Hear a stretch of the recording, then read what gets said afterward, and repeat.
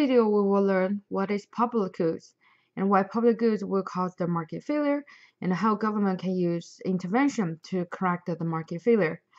First of all, we have to learn goods.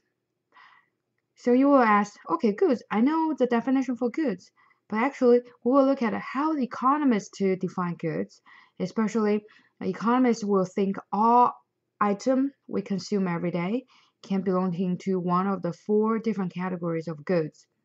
So first of all, we have to learn how they define 4 different types of goods. So economists define 4 different types of goods through two dimensions. So the first dimension is called the rivalry. The second dimension is called the excludability. So when we talk about rivalry, it denotes any product or service that's reduced in availability as people consume it. So for instance, donuts. So let's say we have people in a room and there is a box of donuts with a box with 5 donuts. So after you ate one, and so you only have 4 donuts left. So that means for the rest of people, maximum each one of them can get 1 donut because you already consumed 1. So obviously your consumption excludes the rest of the people to consume the one you consumed.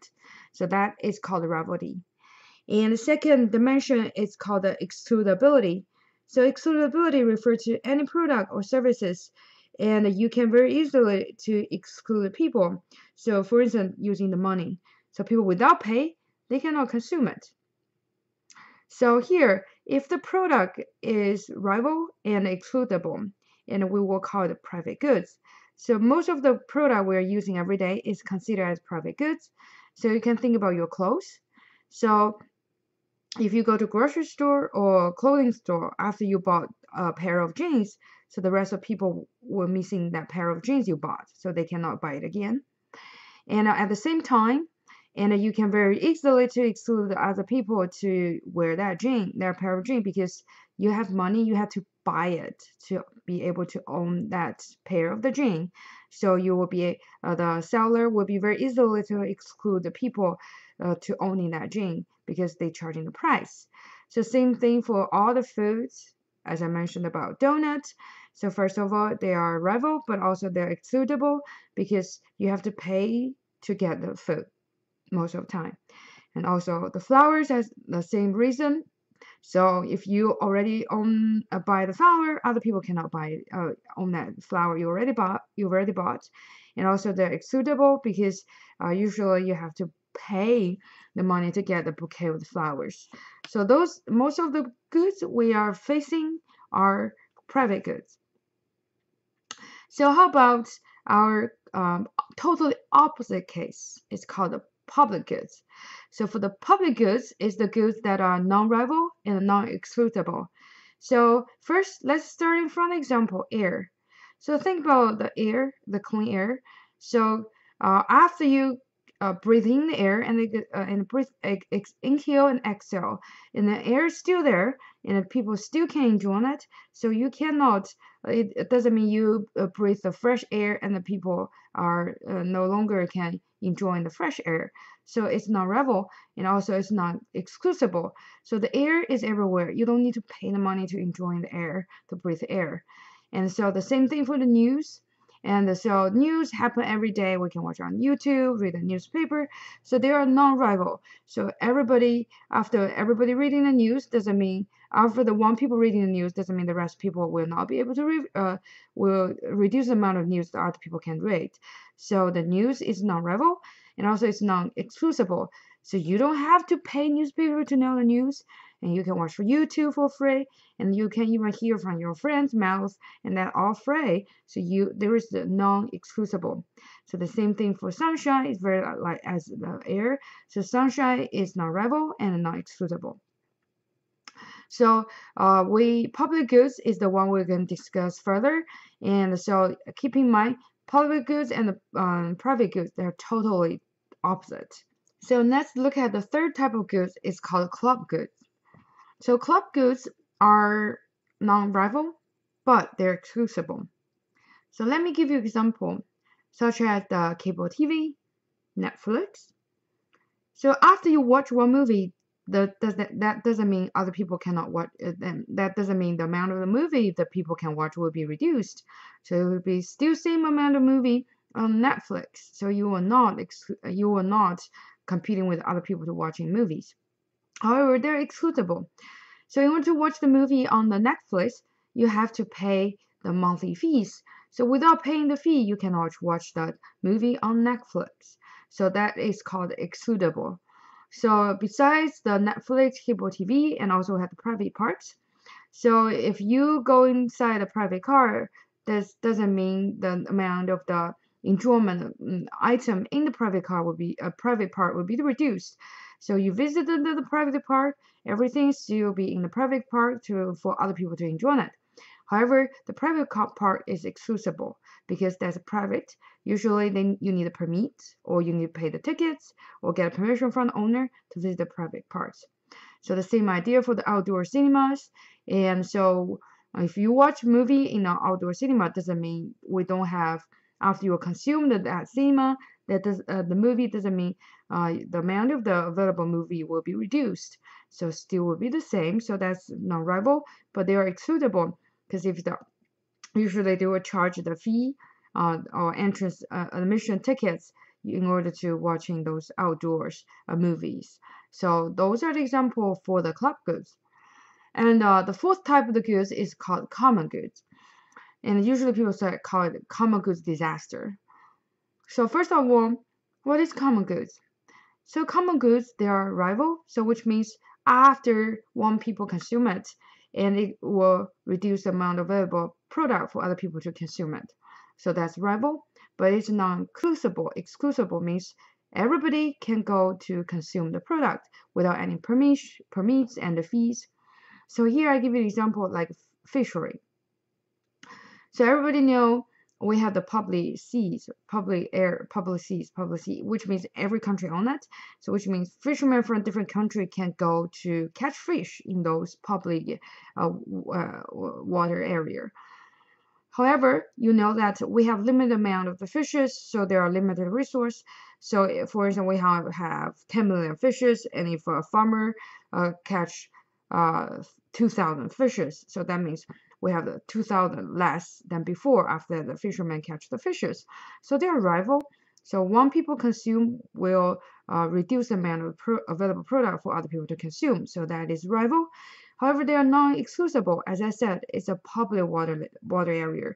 Everybody can go inside to catching fishes. They don't need a permits. They don't need to be charged the fine or fee because there is no law to regulate the common sea area. So that is considered as non-exclusible.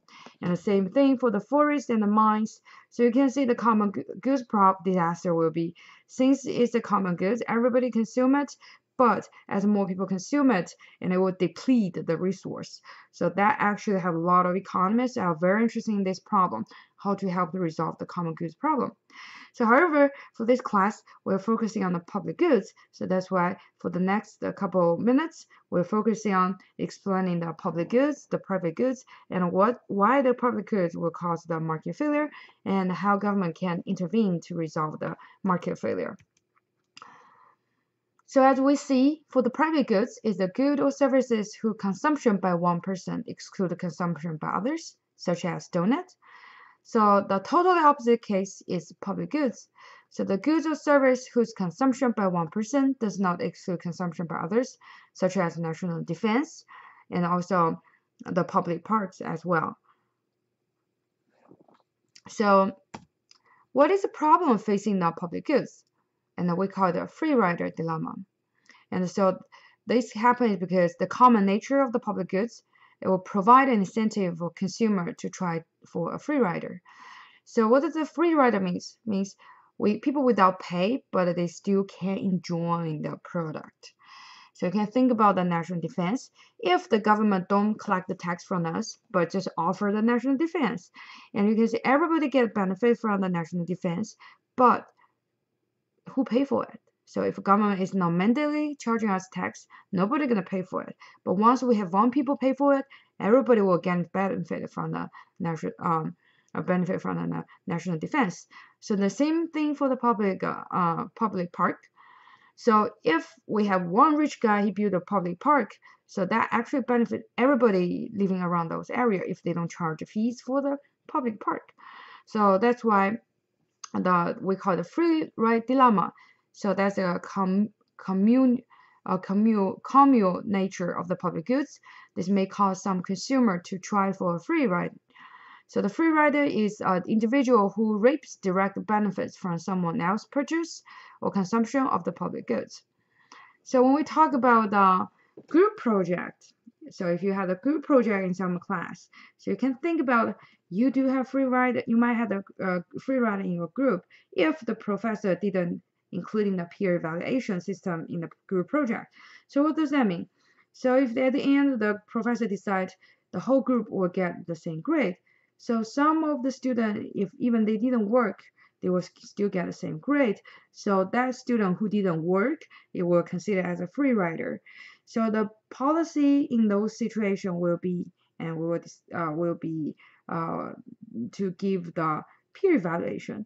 So if we have peer evaluation, you can very easily to identify who is free rider, and then you can penalize those free rider in their final grade. So that usually what I would do I have done in my class. So I really don't like free rider in a group project. So the reason I can design good policies because I know how to manage the free rider. So the same idea for the government.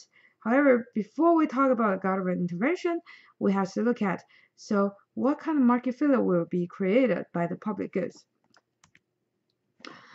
Since everybody will think, okay, let me just wait and to use the good for free. Since if we have somebody offer the goods and I would just enjoy it for free, so why bother rush up to offer the goods? So since there is no apparent buyer of the goods and no producer will bring that to market because everybody just wait. Because as we discussed, if one people buy, everybody get a benefit. So if nobody coordinate and no goods will be offered. So that's why people will just wait. So this will create a market failure and to produce the goods that society desires. So people want it, like we mentioned about public park, national defense, everyone want it. Without government intervention, we will find we won't offer enough of those goods or even not offer those very desired public goods. So in general speaking, if we have public goods, if we let market run by themselves, they tend to underproduce and or if it produce them at all. So in most of cases, it will just not produce it. As we discussed, the main problem here is free rider. People want to live a fair life. So if you can enjoy the good without pay, why are you going to be the one to pay for it? So that's the main reason the public goods will cause a market failure.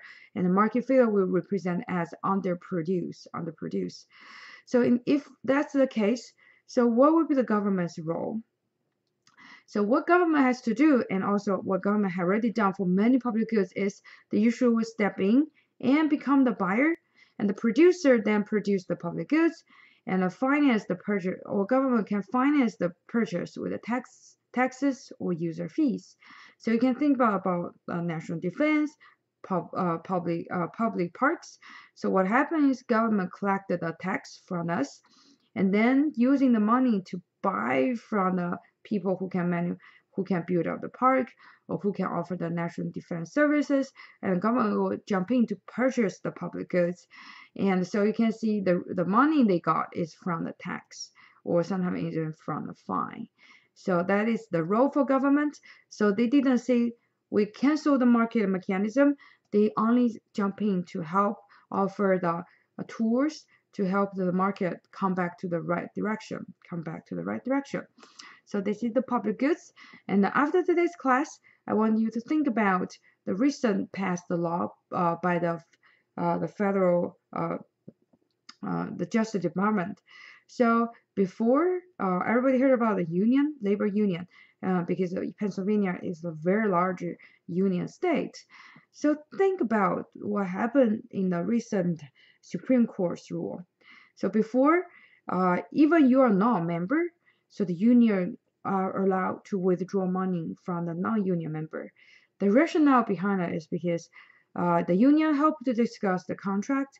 The contract is benefit to everybody, including member and non-member.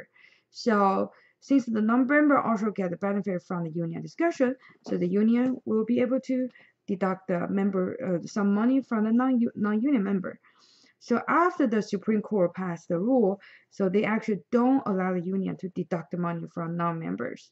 So can you imagine what's going to happen for the union? So you can using what we learned from this, so far from this chapter to analyze this special case. I will be very happy to hear from you. If you have some idea about this, the impact of this new policy, please send me an email, and I will be very happy to hear your voice. So in next video, we will look at what is externality and what is problem associated with the externality, and how the government can jump in to correct the market failure related to the externality.